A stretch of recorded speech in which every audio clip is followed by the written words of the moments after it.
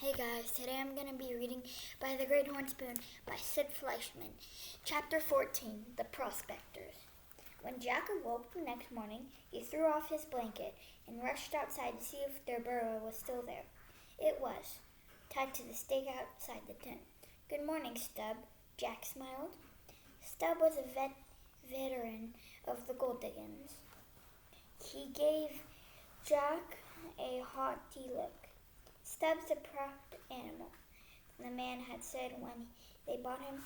"Sometimes he thinks he is a mule."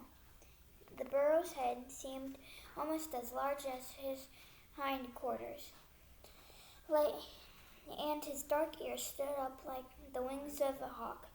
Jack liked him. "We're gonna be friends," he said. "Yes, sir." He untied the burrow and threw a leg over his back. Stub kicked out his hind leg, his tail flew, and Jack hit the dirt. The burro turned his thick neck and peered at Jack with disdain. Jack was so surprised that he just sat there. "That wasn't very friendly," said Jack. Pitchpine Billy was standing in the open of his dusty tent, roared out laughing. "You heard what the man said, Jamoka Jack. He said that Mountain Cannery thinks he's a mule." Jack brushed himself off. "All I want was to ride him." Pitchpine Billy pulled a red bandana out of his pocket and came over. "The mules like these hills and still half wild."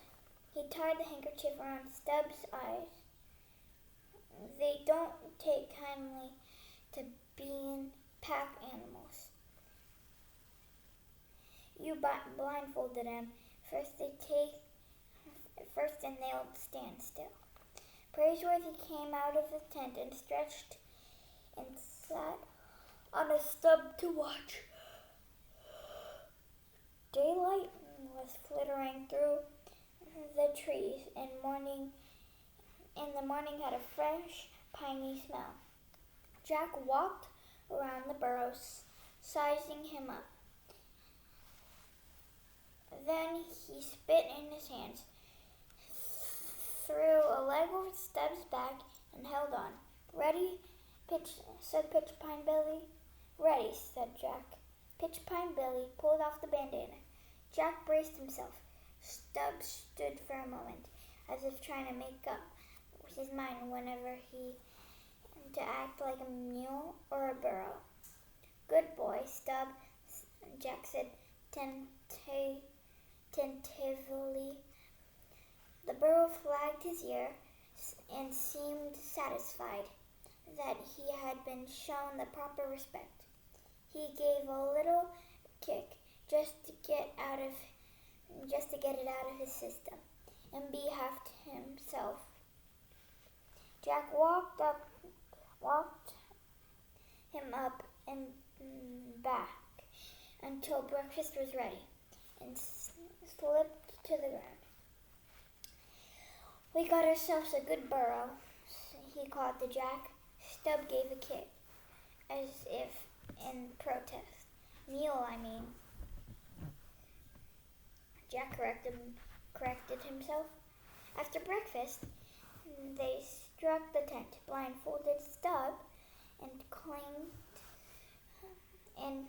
chained the wooden pack of saddles to his back. They loaded up their grub and supplies, slipped their pick and shovel through the pack ropes, and were ready to leave. Jimmy from town came over with Buffalo John, both still wearing their neckties from the night before. Pitchpine Billy gazed out over the diggings. "Hangtown just won't be the same with a lady in it." "Goodbye, gents," said Praiseworthy. I've a good mind to leave with you," scowled Pitchpine Billy. Other miners came over and took it 5 minutes to get their goodbyes said. "We'll be looking for you back come to the middle of next month," said Buffalo John. "You and the mountain ox I'll be there, Praiseworthy said, taking the blindfold off Stubbs' face. Let's get going, partner. Praiseworthy picked up their new squirrel gun, and Jack took Stubbs' rope, and the squirrel gun wasn't what Jack had in mind, like a four-shooter, but it would do. They'd be able to hunt the little game, and he supposed it would stand off an outlaw or two if they met up with any. In jack boots and red shirts, they began walking upstream, and soon the farewell shouts of their friends were lost in the trees. It was a fine morning to be going prospecting, but Jack found it hard to walk away from Pitchpine Billy and Jimmy from town, and even Buffalo John. Still coming back would even be harder. Maybe the mountain ox isn't as big as and terrible as they say he is, Jack murmured. Worse, no doubt, said Praiseworthy. He sounded positively light-hearted. Are you really going to come back and fight him? I gave my word, didn't I? Bare knuckle.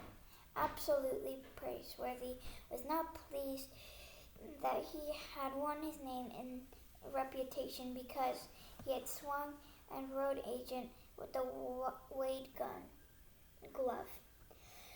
Jack kept a grip on Stubbs' rope, and the animal followed with a clang of drinking cups, coffee pot, gold pans, and empty tin cans. Jack had a sudden vision of his partner lying in the dust on the street, beaten and humiliated. Most of the miners are betting on the mountain ox, he murmured. Praiseworthy scratched through his whiskers. I know that, but I tend to beat him. With reading and writing? Exactly. Praiseworthy pushed the slouch hat back on his head. Miss Arabella once asked me to destroy a book she found in your grandfather's library.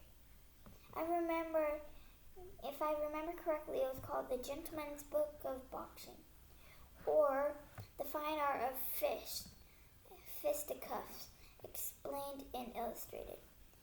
She was afraid it might fall into your hands, I suppose. I don't mind telling you that I didn't destroy it. I read it. I devoured it. Fascinating. I believe I could recite whole pages to you.